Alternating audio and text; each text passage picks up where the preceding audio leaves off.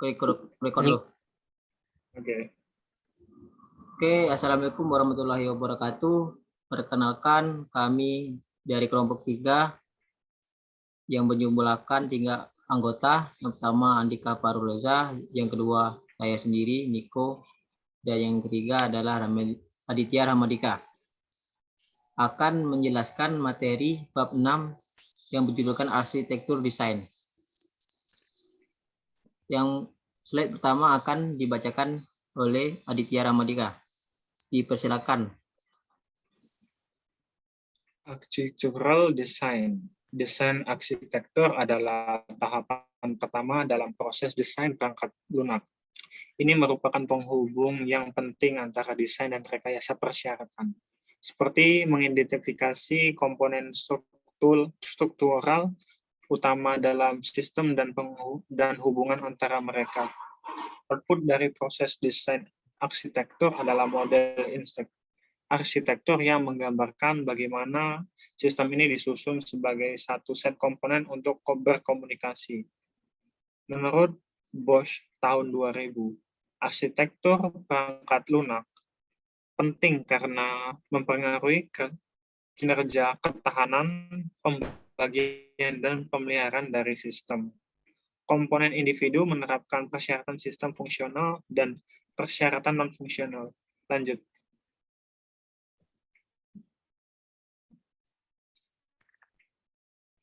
Tiga keuntungan secara eksplisit merancang dan mendokumentasikan arsitektur perangkat lunak. Yang pertama, komunikasi stakeholder. Arsitektur adalah presentasi tingkat tinggi dari sistem yang dapat digunakan sebagai fokus utama untuk mendiskusi dengan berbagai pemangku kepentingan yang berbeda. 2. Analisis sistem, membuat sistem arsitektur yang jelas. Pada tahap awal dalam pengembangan sistem memerlukan beberapa analisis. Yang ketiga, skala besar penggunaan kembali. Sebuah model arsitektur sistem merupakan deskripsi kompak dikelola bagaimana sistem diorganisir dan bagaimana komponen beroperasi. Lanjut. Desain arsitektur merupakan proses kreatif di mana Anda merancang organisasi sistem yang akan memenuhi kebutuhan fungsional dan non-fungsional dari suatu sistem. Karena merupakan proses kreatif, kegiatan dalam proses tergantung pada jenis sistem sedang dikembangkan latar belakang dan pengalaman dari sistem arsitek dan persyaratan khusus untuk sistem. Lanjut. Pola arsitektur adalah deskripsi dari sebuah organisasi sistem. Garland dan Shaw tahun 1993. Seperti organisasi client-server atau arsitektur berlapis. Pola arsitektur menangkap esensi dari arsitektur yang telah digunakan dalam sistem perangkat lunak yang berbeda. Anda harus menyadari pola umum di mana mereka dapat digunakan dan kekuatan dan kelemahan mereka ketika membuat keputusan tentang arsitektur sistem. Lanjut. Kinerja. Jika kinerja merupakan persyaratan penting, arsitektur harus dirancang untuk melokalisasi operasi penting dalam sejumlah kecil komponen. Dengan komponen ini, semua digunakan pada komputer yang sama daripada didistribusikan di seluruh jaringan. Keamanan. Jika keamanan merupakan kebutuhan penting, struktur berlapis untuk arsitektur harus digunakan dengan aset yang paling penting dilindungi di lapisan terdalam. Dengan tingkat tinggi, validasi keamanan diterapkan pada lapisan ini. Keselamatan. Jika keselamatan merupakan persyaratan penting, arsitektur harus dirancang hingga operasi yang terkait dengan keselamatan semua terletak di salah satu komponen atau sejumlah kecil komponen. Yang keempat, ketersediaan. Jika ketersediaan merupakan kebutuhan penting, arsitektur harus dirancang untuk memasukkan komponen berlebih sehingga dimungkinkan untuk mengganti dan memperbarui komponen tanpa henti sistem. Perawatan. Jika perawatan merupakan persyaratan penting, arsitektur sistem harus dirancang menggunakan file grain komponen mandiri yang dapat mudah diubah. Lanjut. Oke, baiklah. Slide yang berikutnya akan dibacakan oleh Andika. Kepada Andika, kami persilakan.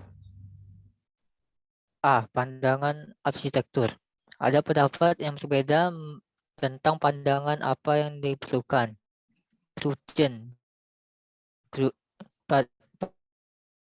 pada tahun 94+1 yang terkenal menyarankan bahwa harus ada 4 pandangan arsitektur mendasar yang dapat dihubungkan melalui penggunaan umum. Dia menyarankan pandangan berikut. 1. Logical view yang menunjukkan abstraksi kunci dalam sistem operasi sistem sebagai objek atau kelas objek. 2. Process view yang menunjukkan bagaimana pada saat runtime sistem terdiri dari proses-proses yang saling berinteraksi. 3. Development view yang menunjukkan bagaimana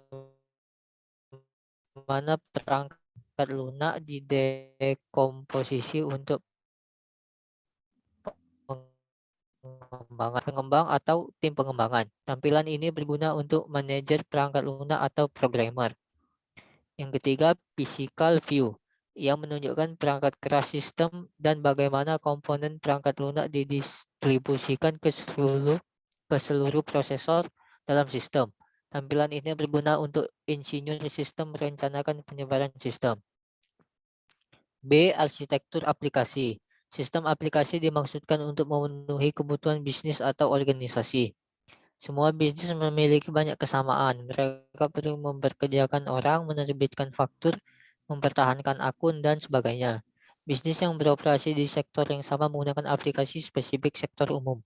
Oleh karena itu, serta fungsi bisnis umum, semua telepon perusahaan membutuhkan sistem untuk menghubungkan dan mengukur panggilan, mengelola jaringan dan masalah mereka tagihan kepada pelanggan.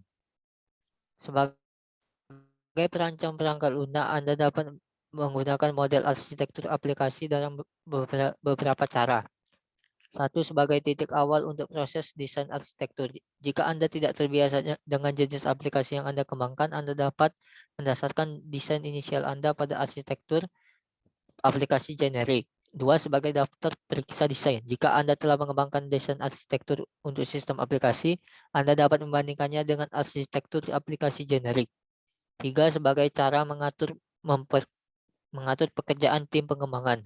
Arsitektur aplikasi mengidentifikasi fitur struktural yang stabil dari arsitektur sistem, dan dalam banyak kasus adalah mungkin untuk mengembangkan ini secara paralel. 4. Sebagai sarana menilai komponen untuk digunakan kembali. Jika Anda memiliki komponen, Anda mungkin dapat menggunakannya kembali. Anda dapat membandingkannya dengan struktur generik untuk dilihat apakah ada komponen yang sebanding dalam arsitektur aplikasi. 5. Sebagai kosakata untuk berbicara tentang aplikasi. Jika Anda sedang mendiskusikan spesifik aplikasi atau mencoba membandingkan aplikasi, maka Anda dapat menggunakan konsep diidentifikasi dalam arsitektur generik untuk berbicara tentang aplikasi ini.